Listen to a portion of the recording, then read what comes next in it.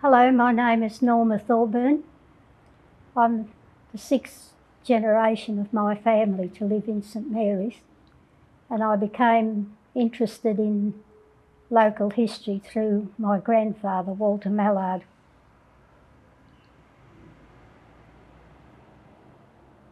When Watkins travelled west from Parramatta in search of farming land, he passed through Darug land. He came to a stream that he described as having copious amounts of water. The stream was known to the Darug people as Wiannamatta, but later became known as South Creek. In 1804, Governor Philip Gidley King began granting land along the creek to early settlers, as well as to his own family. Farming commenced and a small village began to grow. It wasn't until 1885 that the name of the village officially became known as St Mary's, named after the church that the King family started, St Mary Magdalene. In 1890, the St Mary's Council was formed, and it took in the outlying areas of Llandilo, Orchard Hills, Werrington and Werrington Park. The area was mainly farmland, settled on the grants of Samuel Marsden, the King and Lethbridge families, as well as those of Gregory Blaxland and Mary Putland. By 1890, industries were well established, all attracted by the natural resources. The industries, as well as the township, were established on the land that had belonged to Mary Putland, the daughter of Governor Bligh. There were several tanneries and a boot-making factory, wagon building, brickmaking and sawmilling. There were 10 shops, 4 on Queen Street and 6 on the highway. There were 4 churches, public school, the Catholic school, the Protestant hall, Mechanics Institute, Masonic temple, the post office and a park for outdoor activities. The council met in the hall until the council chambers were built in 1933.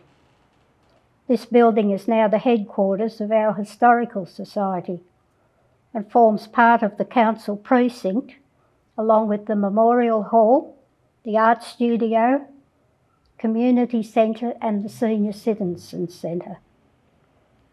Over the years there have been some significant events occur. The first wool exported to England went from Reverend Samuel Marsden's Mamre. The first crossing of the Blue Mountains began from Gregory Blaxland's Lee home. Peter Dodds McCormick, the composer of Advanced Australia Fair, was a teacher at St Mary's School. The first ever export to Canada was wagon wheels from Bennett's factory. The Bennett wagons put St Mary's on the map. Charles Kingsford Smith landed his biplane at Werrington Park, where he gave joy flights, and a munitions factory was built.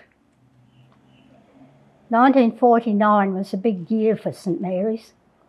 On the 1st of January 1949, St Mary's Council combined with Penrith, Castlereagh and Mulgoa to form Penrith Municipal Council. The population of St Mary's had grown substantially by then, starting from when the munitions factory opened in 1941. However, it was to increase even more in 1949. When the munitions factory closed, the buildings were sold and leased to private enterprise, while some of the buildings became a migrant hostel. The first migrants to arrive came mainly from the Baltic countries. The adults went to work in the new factories: Cookson's, Baker and Provan, 3M, Anthony Squires, British sound and recording, to name a few, and the children were bused to the school. The headmaster, Mr. Harry Ainsworth, held an assembly and told us that these children would be coming to our school the next day, and we were to teach them English and help them with their schoolwork. Above all, there was to be no fighting with them. He explained that they had seen enough fighting and they were here to start a new life. Now, if you were near the top of the class, you got one of these children to look after. All went well for about 2 days, and then the fight started. But the newcomers weren't involved. It was the children who didn't get someone to care for fighting those of us who did, because they wanted to help them settle in as well. So we were then told we had to share them in the playground. The following year, more migrant children arrived, swelling our population. Our 6th classroom didn't have enough desks, so the dining room table was brought in from the headmaster's residence and placed at the side of the room. Mr. Ainsworth spoke to the 2 school captains and 2 vice captains, thanking us for helping the migrant children, and to ask us as the student leaders in the school if we would volunteer to give up our seats and sit at the dining room table. Of course we agreed, and in fact thought it was special sitting at the beautiful mahogany table. It wasn't very long before portable classrooms arrived and the new infants department was built. It was an exciting time for us as everyone got along well, and I think we learnt as much from them as they learnt from us. Queen Street became the main street in the early 1950s when the post office moved there.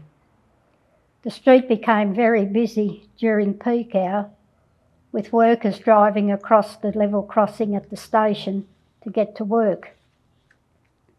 The overpass on Glossop Street was opened in 1956, extending Glossop Street to the industrial area, and the level crossing at the station closed.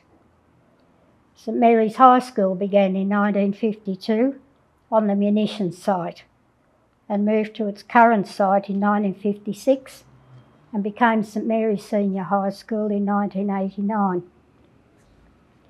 With population still growing, primary schools in North St Mary's, South St Mary's, Bennett Road and Oxley Park all opened in the 1960s. While there has been much development in the town, St Mary's has become smaller in area due to portions of the town becoming suburbs in their own right, such as Oxley Park, Colleton and Erskine Park. When Penrith City Council was preparing to upgrade Queen Street, a member of the design team visited the Historical Society to talk to members who had lived for many years in St Mary's to get a feel for the town. I was the last to be interviewed, and she asked me if I attended the old school. When I replied yes, she asked me what event at the school stood out most in my memory, and the story of the migrant children was my reply. About 6 weeks later, she rang to ask if she could use my story. As a result, there are now 2 tables placed on the footpath outside the library. On the first table it reads, Prius, Estonian for liberty, Sorgamus, Lithuanian for safety, and Namo, Latvian for home. Excuse the pronunciations. The second table reads, New children are joining us. They have lost their homes in the war, and we will welcome them. There will be no fighting with them. They have seen enough. Mr. Harry Ainsworth, Headmaster, St Mary's Public School, 1949. We are now seeing much development in the lead up to the new airport opening. The latest display at the Chambers is called The Changing Skyline of St Mary's, Part of this display shows Marigold on Queen on the original site of the Methodist Church. Development has commenced along Queen Street and Mamre Road and will soon commence on the rail precinct for the new line to the airport. There will be interesting times ahead.